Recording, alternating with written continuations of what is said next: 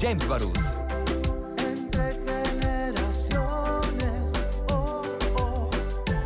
Muy buenos días, con el gusto de saludarles a todas y todas las personas que nos están escuchando a través de 102.5, a través de redes sociales, así como también a través del 173 de Total Play. Este es su programa Entre Generaciones, el único a nivel nacional con una perspectiva generacional. Mi nombre es Christopher James Barús y me da muchísimo gusto dar la más cordial bienvenida a quienes nos acompañan representando a cada una de las generaciones. Saludo con mucho gusto a quien representa a la generación Baby Boomer, al maestro Kurt Kisling. Él es docente universitario. Maestro Kurt, ¿cómo estás? Buenos días. Buenos días, Christopher, ¿cómo estamos, compañeros? ¿Cómo les va? Con el gusto de saludarte. Programa. También saludo con muchísimo gusto a quien representa a la generación millennial. Él es Francisco Butey, él es internacionalista. Butey, ¿cómo estás? Hola, ¿cómo estamos? Saludos, Cory, saludos, maestro, saludos, Christopher, saludos a los escuchas. Saludos.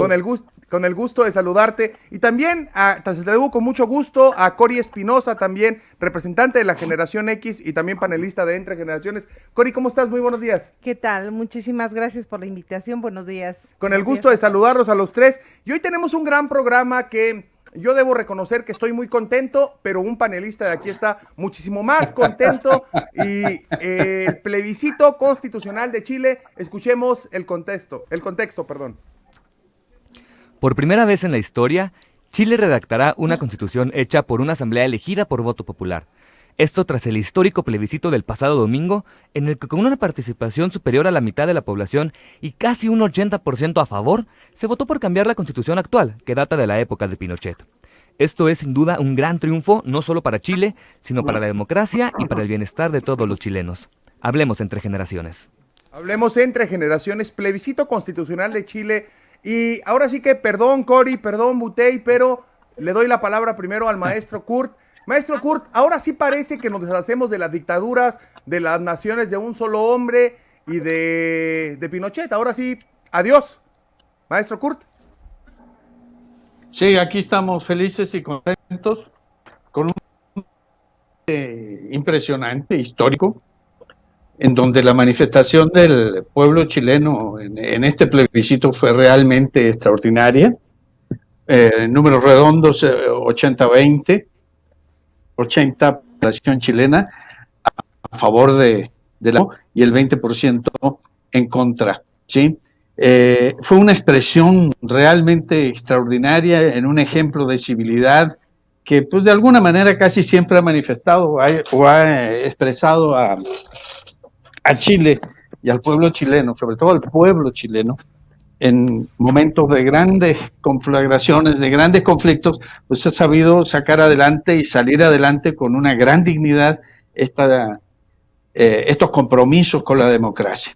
Un aspecto importante que debemos destacar, creo yo, aprovechando que fui el primero y además soy el más viejo, para dar alguna opinión. Tú mencionabas, Christopher, que con esto nos vamos deshaciendo del último eslabón de Pinochet. Efectivamente, es el último clavo en la dictadura del pinochetismo, que afortunadamente en Chile va a tener un cambio fundamental. Una constitución que involucre, que incluya a todos y cada uno de los chilenos, sea del partido que sea de la ideología que sea, etcétera. Ya estuvo de que solamente la constitución chilena hubiese sido solamente para privilegiar a unos cuantos, sobre todo a ese 1.5% que es dueña de la mitad de Chile, ¿sí? Y ese 20% que es dueña de la otra mitad de Chile, ¿sí? Entonces, vienen tiempos muy buenos, vienen tiempos muy importantes para Chile, en donde a partir del próximo mes de abril ya se van a empezar la elección de los constituyentes, ¿sí? Para que se redacte esta constitución. Y hay un aspecto que es sobresaliente, Christopher y compañeros. Hay un repudio a los partidos desde la derecha hasta la izquierda, así denominados o autodenominados en Chile, ¿sí? Porque había la posibilidad de que hubiera una convención mixta, donde los constituyentes fueran políticos profesionales establecidos en el Congreso y la otra mitad elegidos por el poder popular. ¿Sí? Entendido el poder popular como la gente expresándose en distintos cabildos, en distintas comunidades del norte hasta el último punto del país, ¿sí? Y la gente les dijo, no señores, incluso la Convención Constitucional autónoma y libre y elegida por el pueblo chileno, pues viene desde al 100%. Hoy se está discutiendo la posibilidad de que haya un 15 escaños reservados para los pueblos originarios, lo cual en Chile generalmente se ha soslayado y no se ha tenido muy en consideración, y que realmente deben formar parte de esos 155 o 170 constituyentes, ¿verdad? ¿Por qué? Porque son chilenos y tienen una gran participación. Muy bien, gracias, maestro Kurt. Cori, Sí. esta es la primera vez en la historia chilena, que la Constitución será redactada por una Asamblea Popular. Es decir, luego nosotros desde acá, desde Chihuahua, desde México, pareciera que estamos en la arena en donde todas las constituciones de Latinoamérica han sido redactadas por asambleas populares, o, por ejemplo aquí en 1917, después del movimiento armado. Es decir, nosotros acá en México sí tenemos una constitución con un sentido social, la primera en el mundo con sentido social, la del 17, pero allá en Chile, hasta ahora 2020, por primera vez en la historia, van a tener una constitución como la que nosotros tuvimos en 1917. Exacto, es como tú dices, Barros, perdón.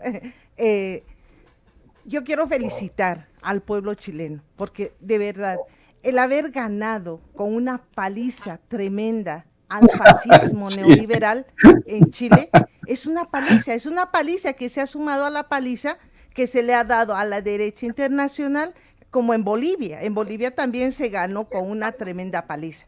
Pero volviendo a lo constitucional en Chile, pues sí, efectivamente, o sea, nunca antes se había dado una expresión popular organizada y sin miedo, porque fueron décadas de un gobierno dictatorial como el de Pinochet, que la expresión pues precisamente fue la Constitución del 80, que expresaba en términos de la lógica neoliberal pues el primer experimento en Latinoamérica de la aplicación de esas políticas antipopulares.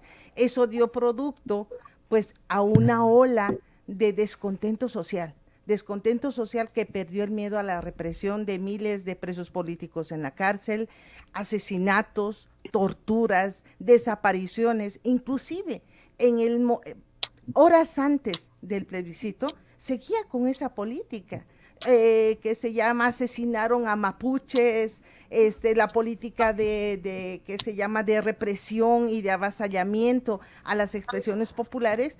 Horas antes del plebiscito se seguían dando, como por ejemplo el hecho de que interrumpieron, por ejemplo, un recinto electoral, ¿sí? Un recinto donde se tenía que votar, interrumpió un grupo de sediciosos y mostró filmaciones de torturas, de asesinatos, de fusilamientos, con la finalidad de intimidar al pueblo chileno. Pero el pueblo chileno, así como todos los pueblos latinoamericanos, pues si bien se los ha visto con menosprecio, tienen dignidad, y esa dignidad organizada ha hecho que en Chile, como en Bolivia, se pierde el miedo a las dictaduras fascistas. Butey, ¿qué opinión te merece que personas contagiadas también por COVID no pudieron participar en el plebiscito, y sobre todo que la Convención Constituyente estará integrada por 175 integrantes de hombres y mujeres, y por primera vez también habrá una cuota para los pueblos indígenas, como lo mencionaba el maestro Kurt? Sí, pues compartimos la alegría, es una alegría latinoamericana, emociona, dan ganas de escuchar todo el día a Inti Illimani, porque estarían muy contentos todos ellos. Bueno, sobre la pregunta del COVID, la alegría es latinoamericana, todos quisiéramos haber estado presentes ahí como patria grande, como hermanos latinoamericanos. Se muestra a lo mejor la venida de una nueva primavera antineoliberal con lo que ha pasado en estos 2 años, ¿verdad? Estamos hablando que en estos 2 años fue el triunfo contra el neoliberalismo aquí en México, luego el triunfo contra el neoliberalismo en Argentina con Alberto Fernández, luego se acaban de derrotar a los golpistas allá en Bolivia, también con una aplastante mayoría, y ahora este triunfo de la constituyente de Chile. Es una gran oportunidad, no solamente para hacer justicia de la memoria histórica, de los asesinados, de los perseguidos durante la dictadura, de las víctimas de aquel estadio donde torturaron y mataron a tanta gente, y de víctimas como pues que conocimos de manera directa. Pues, uno de mis mejores maestros, el profesor Elgueta, fue víctima de la tortura ahí en Chile. Aquí tenemos al maestro Kurt, que tiene sus vivencias por las consecuencias de la dictadura. Y ahorita es una gran oportunidad para devolver el contrato social que se estaba implementando con Salvador Allende y que se eliminó por completo, lograr el reconocimiento del pueblo mapuche, de los pueblos originarios que no estaban reconocidos en la Constitución y que tengan una inclusión en la vida pública. Es sumamente importante, es algo digno de festejar. Y también, de que un Estado empiece ya a tener participación fuerte en las decisiones económicas, en la política industrial, con una política de bienestar que se ha comprobado que es mucho más eficiente que la política neoliberal, donde pueda haber beneficio tanto para la sociedad en general como a los empresarios. Estamos en una época digna de festejo latinoamericano, estamos muy contentos, y qué mejor que compartir este diálogo en esta ocasión con el maestro Kurt y con la compañera Cori, que saben y han vivido de primera mano las consecuencias de las dictaduras latinoamericanas. Nos está comiendo el tiempo, tengo que ir a corte, pero maestro Kurt, 30 segundos para finalizar. Dime. 30 segundos, maestro Kurt, bueno, antes de ir a corte. Sí, una maravilla este proceso. Los constituyentes van a estar incorporados en un 50% hombres, 50% mujeres. Ya va a ser una constitución redactada por paridad de género de una extraordinaria. ¿Sí? Eso también es digno de mencionarse y de destacarse en este momento, ¿no? Muy bien, vamos a corte y estamos, ahora sí que yo lo publiqué en redes sociales, estamos contentos, yo estoy contento de que por primera vez hermanos latinoamericanos en Chile, después de vivir una dictadura, un proceso complejo después de la dictadura, para empezar con la democracia, ahora sí que es el clavo final para acabar con la dictadura de Pinochet, y por primera vez en Chile, en el 2021, tendrán redactada por una asamblea popular la constitución de su país. Valoremos acá en México una constitución que fue redactada en 1917 y se ha transformado a las necesidades y exigencias a lo largo de la historia, pero valoremos lo que estamos teniendo por acá. Entre generaciones, vamos a corte, continuamos.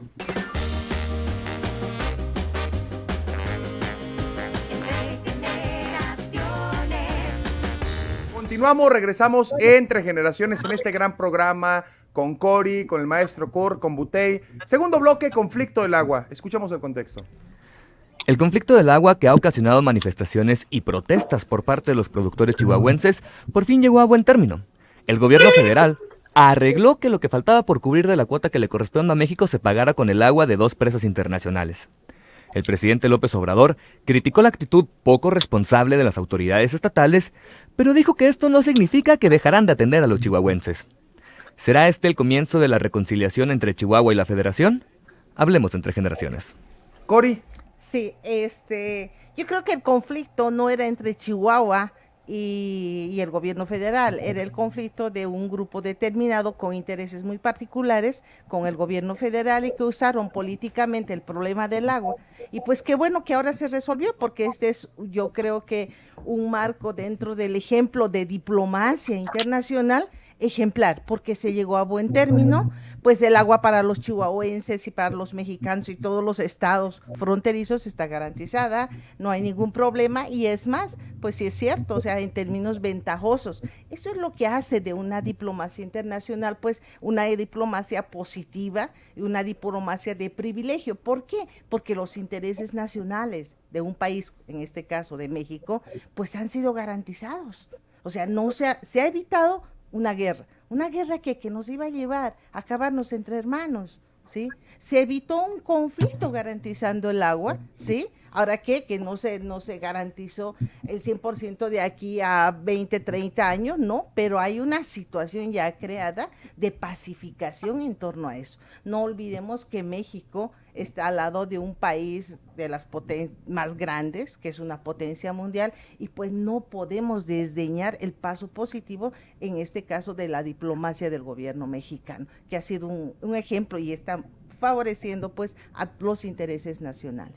Butey, el presidente Andrés Manuel López Obrador agradeció al gobierno de Estados Unidos por su comprensión y solidaridad ante esto. El presidente dijo que a pesar de las diferencias, existe una buena relación con Chihuahua y seguirá atendiendo a la población. Butey. Claro, es que el conflicto no es con el pueblo chihuahuense, el conflicto es con los intereses creados. Este tema se usó de una manera muy ruin para malinformar a la gente con intereses puramente electoreros. Se quiso utilizar a los campesinos, a los compañeros de la región, como carne de cañón para proteger intereses electoreros. Y ahorita las consecuencias se están viendo. Parte de esas consecuencias están en que Delicias sea el segundo lugar con más ocupación hospitalaria por el tema del COVID. Entonces, este tema de querer usar a la población como carne de cañón para satisfacer intereses personales, electorales, politiqueros, pues es algo muy ruin, muy canalla, muy criminal.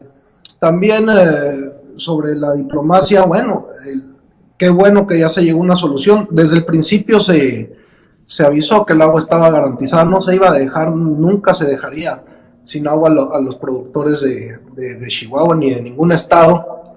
Estamos hablando de un tratado que los académicos describen como inmejorable, un tratado en el cual nosotros ganamos, que tuvo décadas de negociaciones, décadas de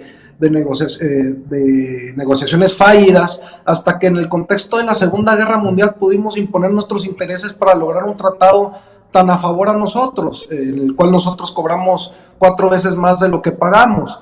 Y así también es un tratado que garantizó la sana convivencia porque dio fin al tema, a la problemática sobre nuestros limítrofes que venían desde el Tratado de Guadalupe Hidalgo en 1848, cuando nos quitaron la mitad del territorio. Entonces es un tratado que teníamos que respetar y que teníamos que garantizar, porque quien sale ganando es la sociedad mexicana, es la sociedad fronteriza, es el pueblo en general.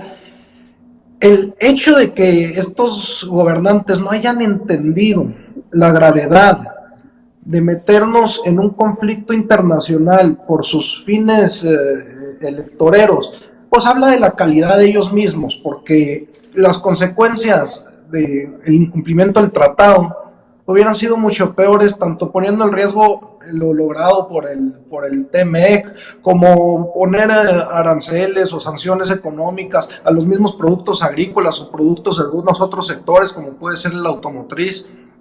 Entonces, eso habla de una muy baja calidad de los políticos de la derecha que quisieron jalar agua para su molino en este tema, y los que sufrieron fueron las personas que fueron engañadas, las personas que lanzaron como carne de cañón, las personas que ahorita están en el hospital de Delicias por el tema del COVID, etcétera, etcétera. Maestro Kurt, lo que sí no podemos negar es que Conagua estuvo ausente durante mucho tiempo, que pudimos haber evitado este tipo de acontecimientos, pero también no solo eso, pudimos haber evitado el asesinato por parte de la Guardia Nacional hacia Jesse. Es decir, esto se pudo haber evitado desde hace muchísimo si por ambos lados hubiera habido diálogo, pero sobre todo, si Conagua hubiera respetado desde un inicio lo que ellos mismos quebrantaron.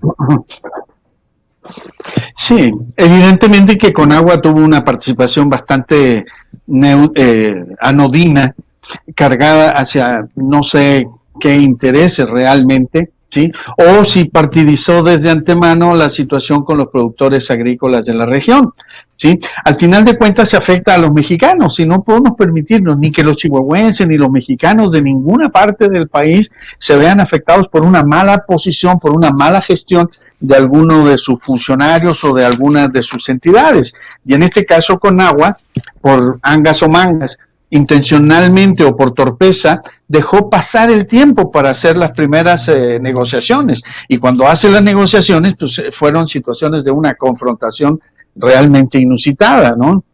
En la incorporación de la Guardia Nacional también me pareció siempre un exceso, ¿sí?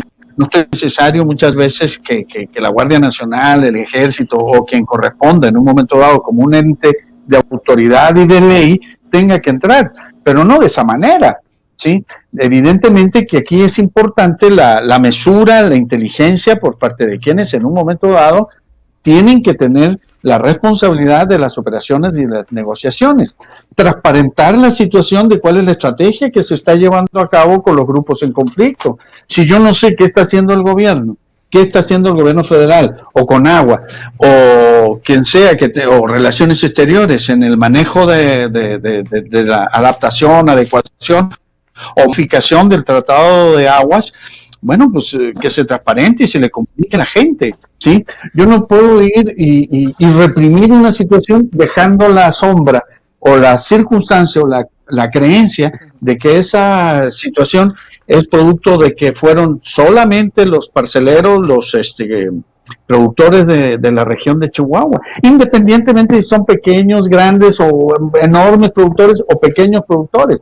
Todos estaban siendo y todos estábamos siendo afectados por esta situación. Entonces a mí me da la sensación de que faltó pericia, inteligencia y una lentitud extraordinaria para que en un momento dado Conagua entrara como corresponde a hacer las operaciones y negociaciones correspondientes. Y yo creo que este es un asunto que ya la diplomacia mexicana, al mando de Marcelo Ebrard, pues tendrán que empezar a buscar mucho más con respecto al Tratado del Agua. Lo que pasó en 45, fue hace 75 años, ya han pasado muchos años,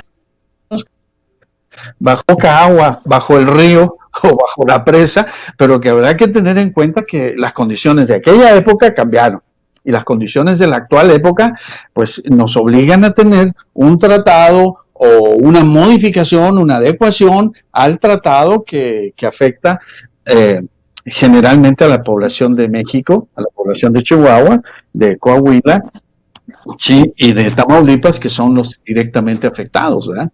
Entonces, sí es importante la eficiencia en la respuesta al conflicto y a la situación, y no permitir o no dejar que se politice o se magnifique el conflicto. Si yo no quiero que un conflicto madure, pues tengo que atenderlo. Así es, digo, evidentemente, el tratado de los años 40, estamos hablando que había 50 millones de mexicanas y mexicanos. Hoy ya vemos 80 millones más, 130 millones. Entonces, si bien es cierto, 4-1 es el tratado, nosotros recibimos por el lado de acá de California 4 veces más agua de la que nosotros estamos mandando, pero allá en California, y sobre todo, no permiten la construcción de presas, no se permite la retención de agua, entonces da la misma, la vemos correr nada más, Cori. Sí, sin embargo, yo creo que al hacer el análisis del conflicto del agua y cómo se ha ido tratando, pues no podemos ser como los francotiradores, ¿no? O sea, tirar para todo lado y sin discriminar niveles de culpabilidad en este caso. Yo creo que está claro, el agua de alguna manera no ha faltado. Es más, o sea, son más de 90,000 concesiones que se han dado. O sea, no hay 90,000 agricultores. ¿Qué es lo que ha sucedido? Que aprovechando el marco del neoliberalismo y la complicidad de sectores políticos y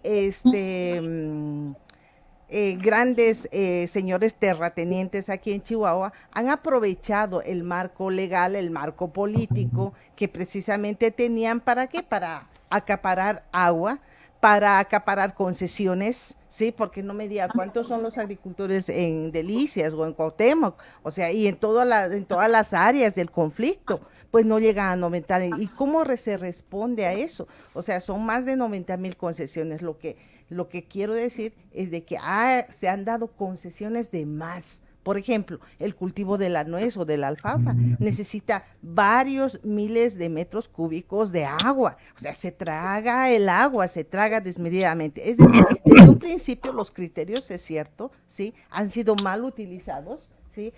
No ha habido una política racional en ese sentido y se ha utilizado pues de manera política el problema, generalizando que a todos los agricultores les afectaba, cosa que ha demostrado la situación y el conflicto, que ha sido muchas veces, tienen en febrero, marzo, junio, julio, siempre ha habido posibilidades de diálogo y respuesta. Es decir, si se va a calificar a la Guardia Nacional de haber iniciado un conflicto o haber abierto fuego contra la población, es completamente injusto, porque quienes son los que han alterado el orden y se debería de aplicar la ley en ese sentido, en el marco de la subversión nacional, sería el señor Valles y compañía. Pero justo o no mataron a alguien.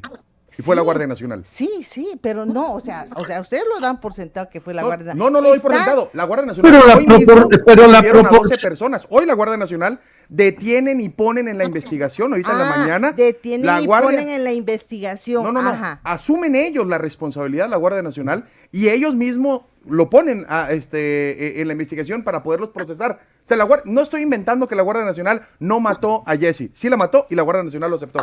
Lo aceptó el proceso. No, aceptó la responsabilidad. La proporcionalidad. Adelante, la proporcionalidad del uso de la fuerza no puede ser de esa manera. Sí, pero usted está poniendo... Lo estás armado, cuando tú representas un militar. Usted ha visto que han incendiado, usted ha visto que han quemado, usted ha visto que han entrado con bombas Molotov. ¿Qué querían? ¿Hacer que entre los chihuahuenses nos matemos? ¿Eso le parece a usted búsqueda de Bueno, paz, yo creo que hay una... Pues no. Yo creo que hay un desfase, porque que la violencia se genera solamente cuando es por parte de una entidad, está bien. Cuando se genera por parte de la otra, está mal. La violencia es inadecuada, es invisible. ¿Sí?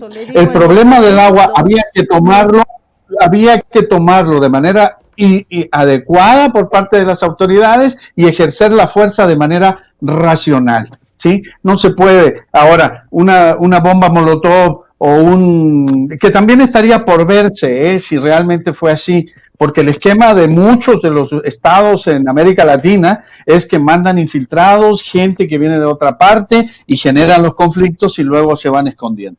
En Chile ha ocurrido permanentemente.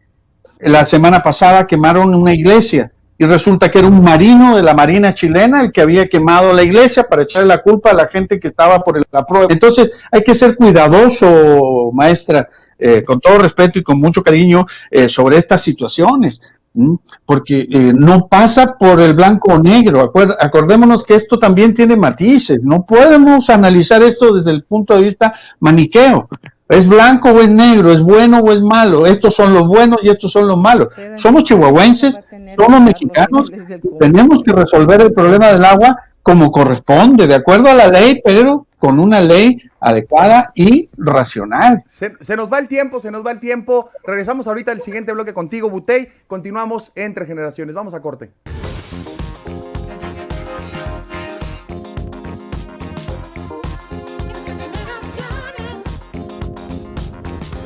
Continuamos Entre Generaciones, tercer y último bloque, dirigencia nacional de Morena, pero solo para poner en contexto, de manera rápida voy a leer los tweets que hace 3 horas publica la Guardia Nacional en torno a lo que pasó en Delicias, Chihuahua en el mes de septiembre. Y dice así: Guardia Nacional informa que una vez que la Fiscalía General de la República realizó la investigación correspondiente a los lamentables hechos registrados el pasado mes de septiembre en Delicias, Chihuahua, encontró elementos para la culpabilidad de algunos elementos de nuestra institución. Por lo anterior, se complementaron se cumplieron 6 órdenes de aprehensión contra el personal involucrado en un marco de legalidad y respeto a los derechos humanos. Cabe señalar que desde el primer momento se colaboró con las autoridades ministeriales para deslindar la responsabilidad.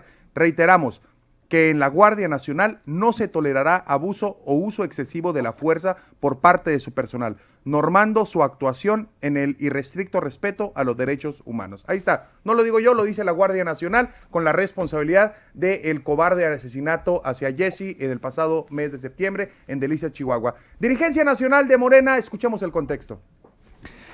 Tras una tercera ronda de encuestas, el partido político de López Obrador por fin tiene un nuevo dirigente nacional, Mario Delgado.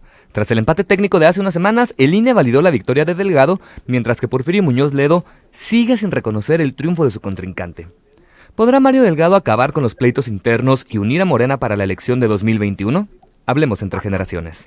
Butey, el que estaba en lo oscurito negociando lo de la dirigencia nacional, pues terminó siendo aliado de quien tú coordinabas acá en el estado. Butey, ¿qué pasa con la dirigencia nacional de Morena? Sí, nomás como el bloque anterior ahí se pusieron a discutir y ya casi yo no hablé. Nomás sí quiero decir que se tocó hoy en la mañanera el tema de la Guardia Nacional. No se toleran estas cosas en este gobierno. A los responsables se les castigará y también deben de acatar su responsabilidad los que por intereses electoreros usaron a la población como carne de cañón, porque las consecuencias son muy graves y en estas cosas terminan. Y sobre el tema de Morena, bueno, pues ya todos queremos acabar con esta parálisis inducida por una cúpula burocrática que nos tuvo 2 años en la inacción. Nos urge ya volver a ser el partido garante del proyecto de nación del presidente Andrés Manuel López Obrador, porque no se puede ser el partido garante de eso mientras estén inmiscuidos en pugnas internas.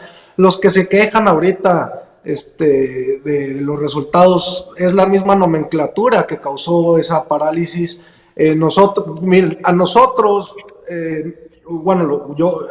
Yo que andaba con el compañero Gibran, nos hicieron un fraude anticipado y ahí no dijeron nada, ¿verdad? Y ahorita se rasgan las vestiduras por fraude, o sea, ya no nos podemos dar el lujo de seguir en esa parálisis, y mucho menos porque la está provocando la misma nomenclatura que es la que la llevó a cabo estos 2 años. Ya la militancia, ya los partidarios del presidente, los partidarios de Morena ya quieren continuar, darle vuelta a la hoja, salir de la parálisis y trabajar para que no sucedan las consecuencias que esta parálisis refleja, como parte de ellas fue Coahuila e Hidalgo.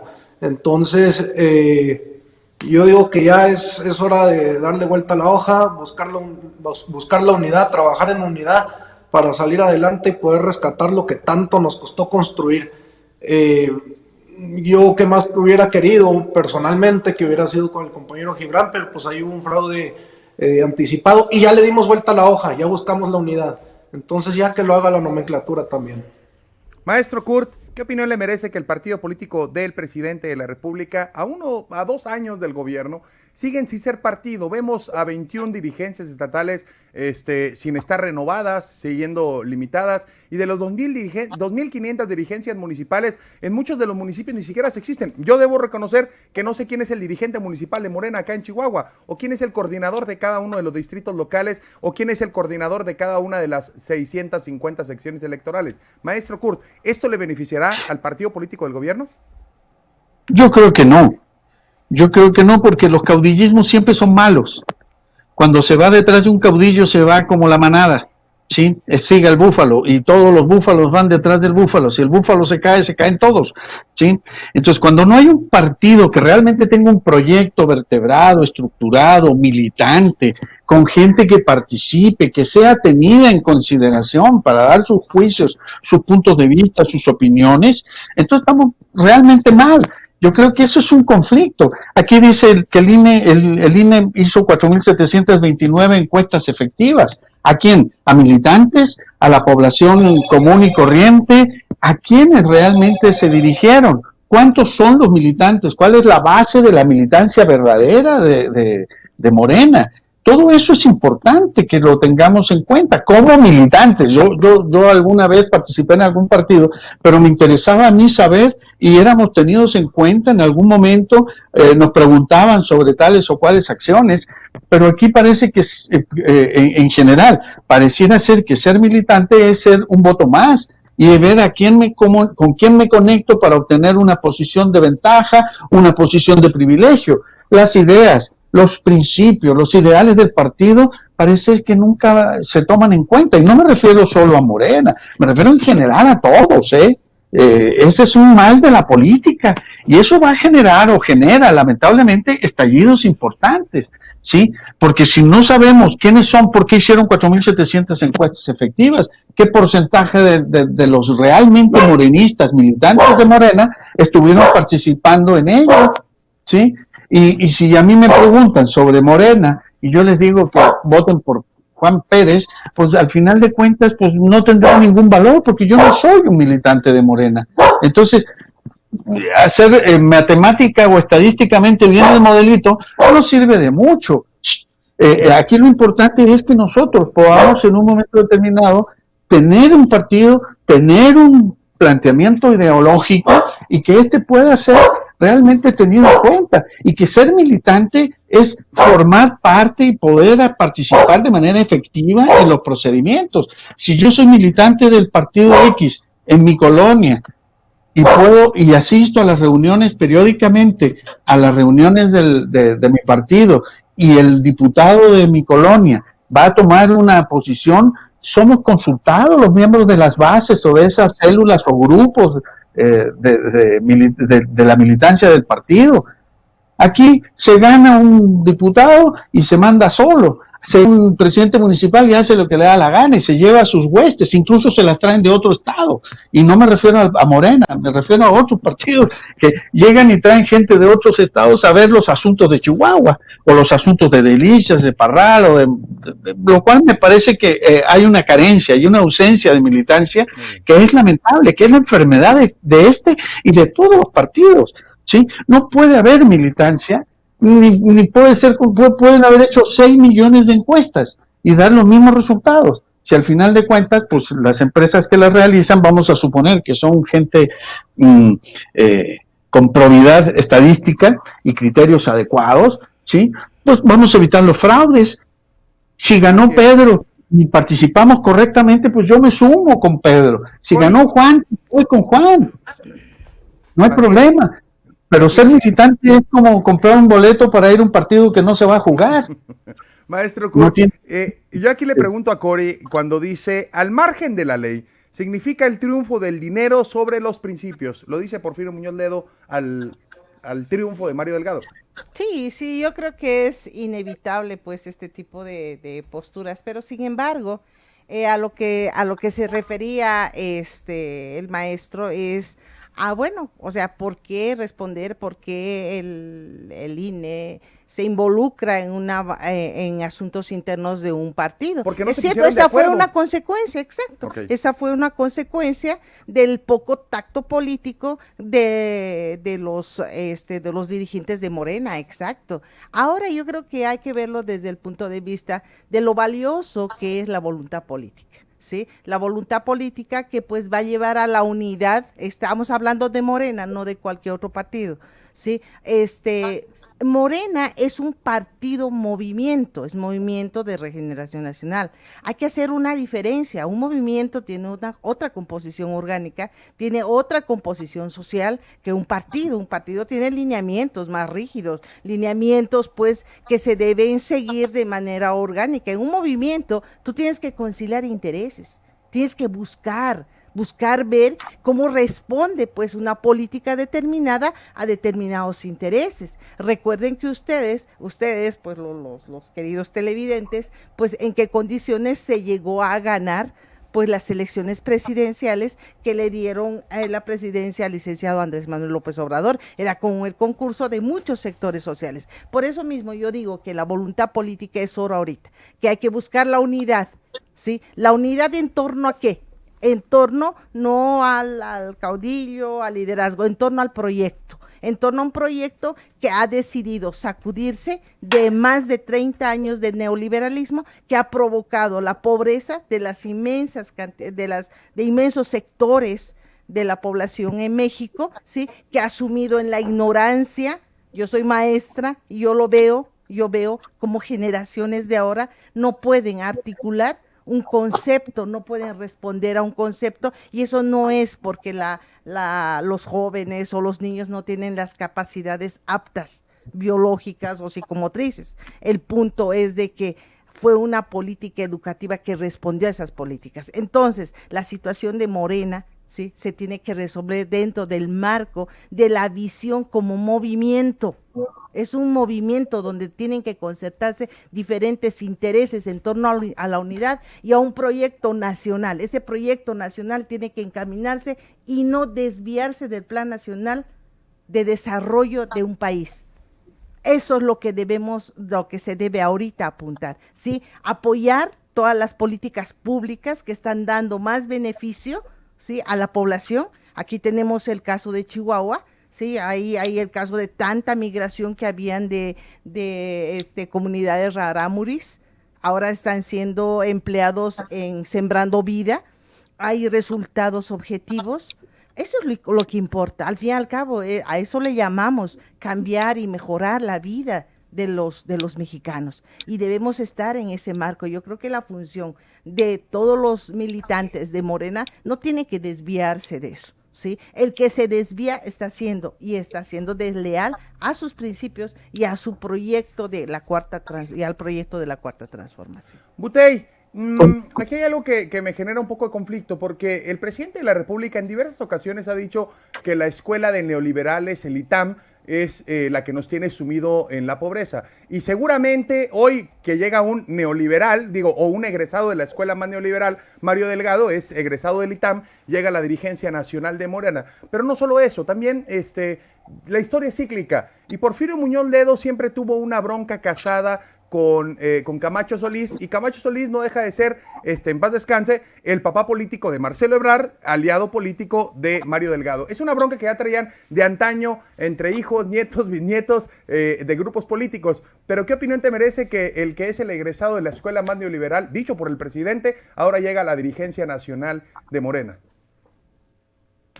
Todas esas opiniones que sí las dijimos y yo personalmente las dije abiertamente, las hicimos cuando estábamos en la campaña con el compañero Gibran, porque fue una campaña frontal.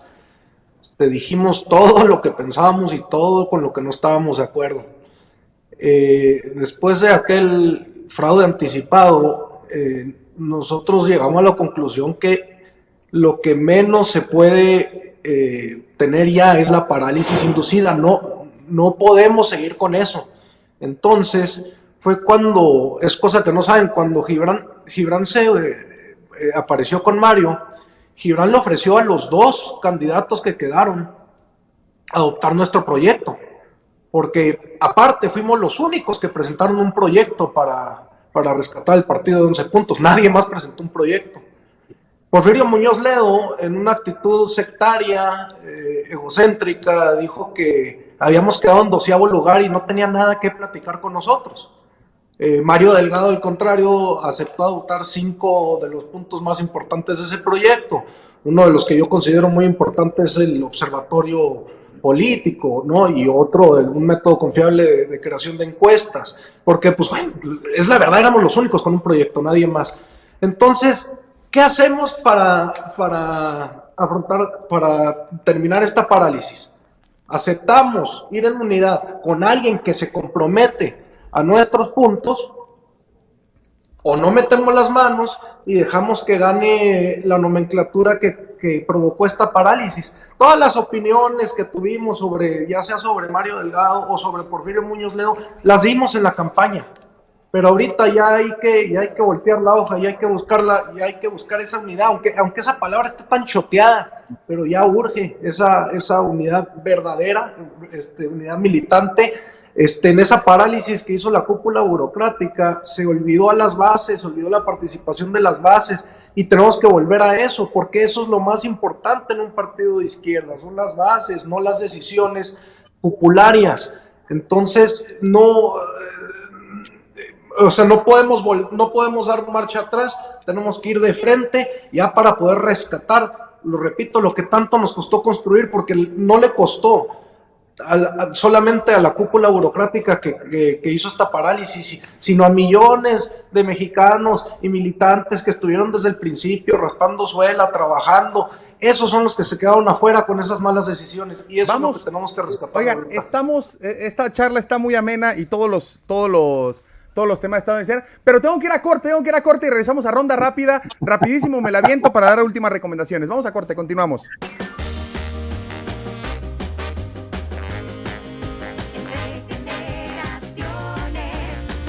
Nos aventamos la ronda rápida, ¿están listos?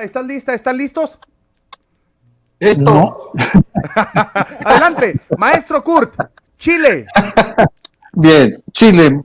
Yo creo que Chile tiene la gran ventaja, la gran oportunidad de establecer una constitución que satisfaga, que le dé beneficios, que le dé derecho y que le dé rumbo y sendero a todos los chilenos, y que también pueda servir como un hermano menor de América Latina, y que ese ejemplo pueda fecundarse, ¿sí? Pueda fecundarse en el resto de América. Una palabra, ¿sí? Cori, democracia. Soberanía del pueblo, la mayoría manda. Butey, Pinochet. Ay. Dictador. Kurt, participación ciudadana. Democracia. Cori, Morena. La cuarta transformación de México. Butey, Estados Unidos. Relaciones sanas. Kurt, Andrés Manuel López Obrador. Una ilusión fallida. Cori, Tratado de Aguas. La resolución, un ejemplo de diplomacia del gobierno de Andrés Manuel López Obrador. Acuérdense que es una sola palabra. Butey, presas internacionales. Infraestructura. Kurt, convención constituyente. Una maravilla que ojalá pudiéramos tener en América Latina todos los países. Cori, estallido social. Pues depende dónde y en qué lugar y en qué condiciones. Butey, Mario Delgado. Vuelta a la hoja. Kurt, dictaduras. Nefasto, de cualquier índole, venga de donde venga, inaceptable, inadmisible. Cori, encuestas.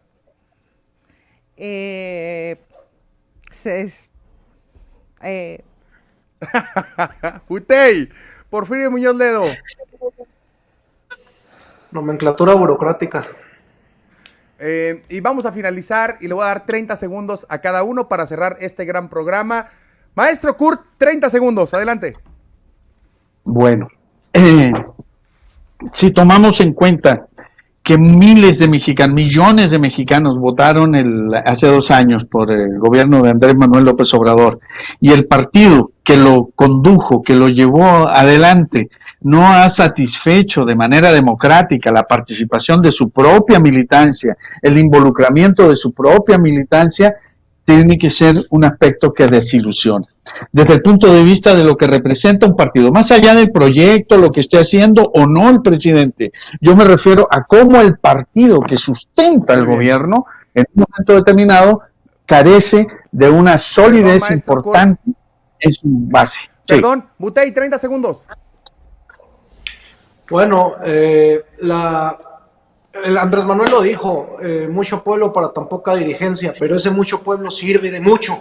Estamos a tiempo de ya lograr la unidad, sacar adelante al partido, arreglar todos los desarreglos que se hicieron con la parálisis por pugnas estériles. Estamos a tiempo, vamos a ganar lo que viene, 15 de 15, estamos seguros, para poder volver a ser el partido garante del proyecto de nación del presidente Andrés Manuel López Obrador, y después de los presidentes que vengan por nuestras propias ideas. Gracias, Butey, gracias. Cori, 30 segundos. Pues quien se empantana nomás en la actividad de un partido político menosprecia la fuerza de un pueblo, y la fuerza de un pueblo es soberanía, y eso se respeta. Para mí se respeta. Muchísimas gracias, Cori, gracias, maestro Kurt, gracias, Francisco Butey, A tres ustedes, panelistas. Cori, felicidades, Francisco, un abrazo. Gracias, gracias. Christopher, a los un tres. abrazo. Gracias. Muchísimas gracias. Y a toda la gente que nos ve a través de las redes sociales, que nos escucha en radio y que nos ve en Total Play, gracias por acompañarnos en este su programa Entre Generaciones. No se les olvide y no pierdan la oportunidad de adquirir la revista Voz en Red, en donde viene la revista, la entrevista que nos hicieron para explicar y platicar del programa Entre Generaciones. Mi nombre es Christopher James Barús y no se les olvide que a esta vida venimos a ser amigos, a hacer historia, pero sobre todo a ser felices. Hasta mañana.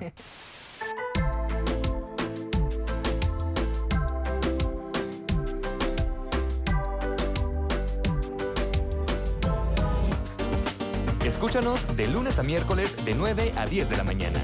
Entre Generaciones, con Christopher James Barús.